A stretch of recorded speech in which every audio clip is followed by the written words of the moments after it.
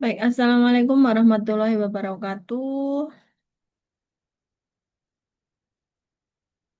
Salam sejahtera untuk kita semua. Perkenalkan nama saya Karsi. Saya dari kelas MJ 402, program studi PJJ S1 Manajemen dengan NIM 240 20 10 10 119 Universitas Siber Asia. Pada kesempatan ini saya akan memaparkan tugas mata kuliah manajemen sumber daya manusia 2 di bawah bimbingan Bapak Dr. Insinyur Golkas Yahaan. Materi yang saya pilih adalah rekrutmen dan seleksi serta pelatihan dan pengembangan.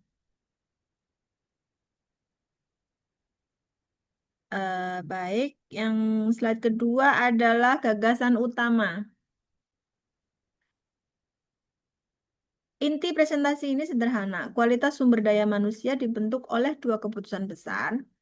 Pertama, siapa yang kita izinkan masuk ke dalam organisasi. Yang kedua, bagaimana orang tersebut dikembangkan setelah masuk. Rekrutmen menentukan titik awal, sedangkan pelatihan menentukan arah pertumbuhannya. Jika salah satu lemah, hasilnya tidak optimal. Karena itu, saya rumuskan kualitas SDM sama dengan ketepatan titik masuk dikalikan pertumbuhan kapabilitas.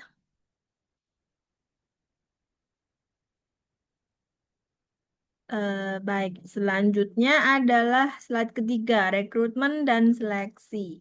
Masuk ke materi pertama, rekrutmen yang kuat sebenarnya dimulai jauh sebelum lowongan ditayangkan. Ada 5 langkah. Pertama, mendefinisikan kebutuhan bisnis, hasil kerja yang diharapkan dan kompetensi intinya.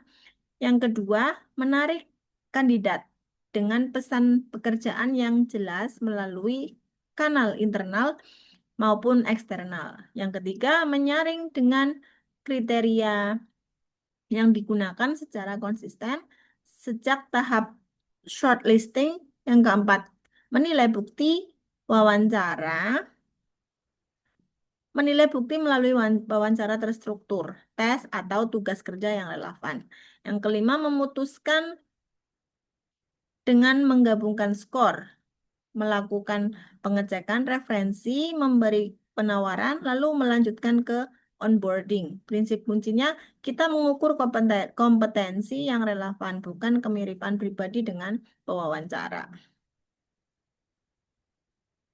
Baik, yang slide keempat adalah seleksi yang adil, seleksi berbasis bukti. Seleksi yang adil mengubah intuisi menjadi bukti. Ada 3 instrumen yang saling melengkapi. Kriteria yang ditetapkan sebelum kita melihat kandidat.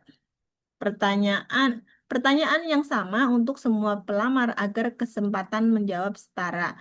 Dan rubrik skor dengan indikator perilaku yang jelas. Ketiganya menghasilkan keputusan yang dapat dijelaskan dan dipertanggungjawabkan.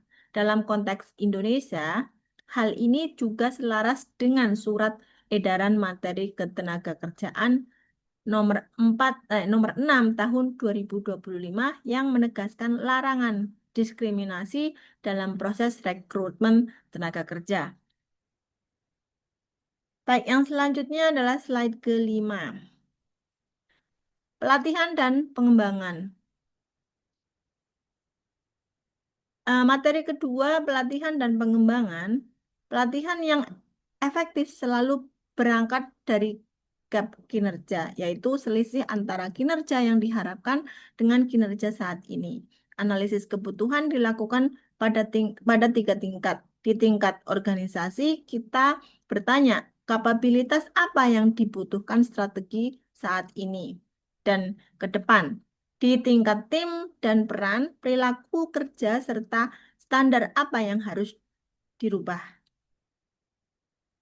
Di tingkat individu, pengetahuan, keterampilan, dan sikap mana yang belum memadai. Satu catatan penting, pelatihan bukan obat untuk semua masalah kinerja. Kita perlu memastikan masalahnya benar-benar kekurangan benar-benar kekurangan kemampuan, bukan persoalan proses, alat, target, dan dukungan kerja. Baik, yang selanjutnya adalah slide ke-6. Desain dan evaluasi. Setelah kebutuhan diketahui, metode dipilih sesuai tujuan. Untuk penguasaan konsep, microlearning atau kelas tingkat sudah memadai. Untuk keterampilan, gunakan simulasi, praktik, atau proyek. Untuk perubahan perilaku, coaching, mentoring, dan feedback jauh lebih efektif.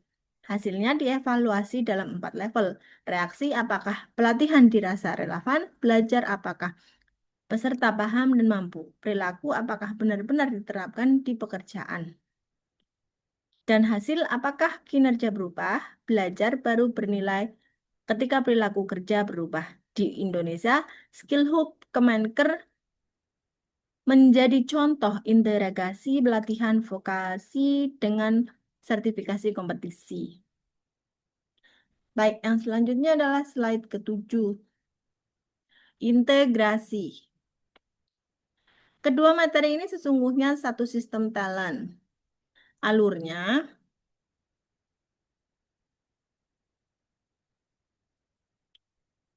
maaf, kedua materi ini sesungguhnya satu sistem talent. Alurnya berurutan, kebutuhan peran menentukan hasil kerja dan kompetensi.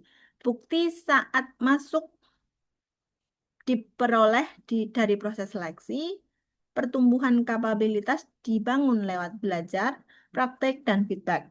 Dan semuanya bermuara pada kinerja berupa perilaku dan hasil kerja.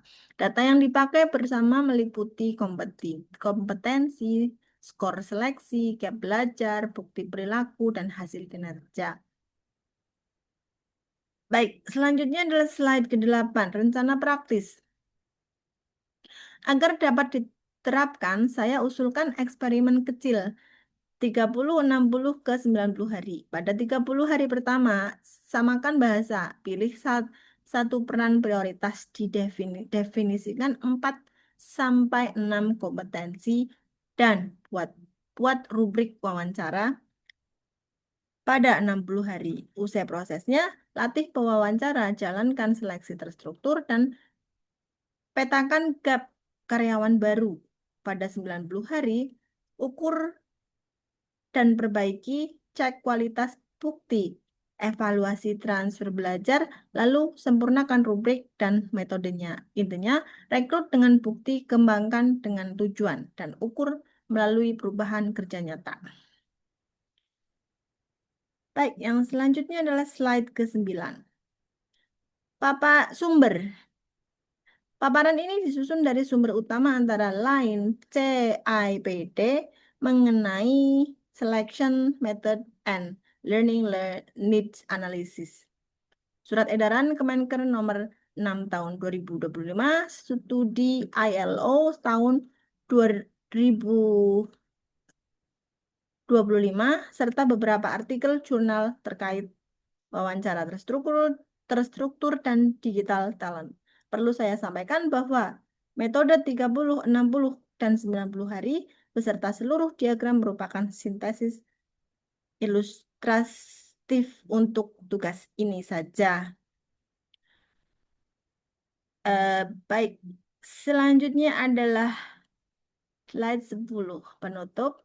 Demikian pemaparan saya, rekrutmen yang tepat menentukan siapa yang masuk dan pelatihan yang berdampak menentukan sejauh mana ia bertumbuh.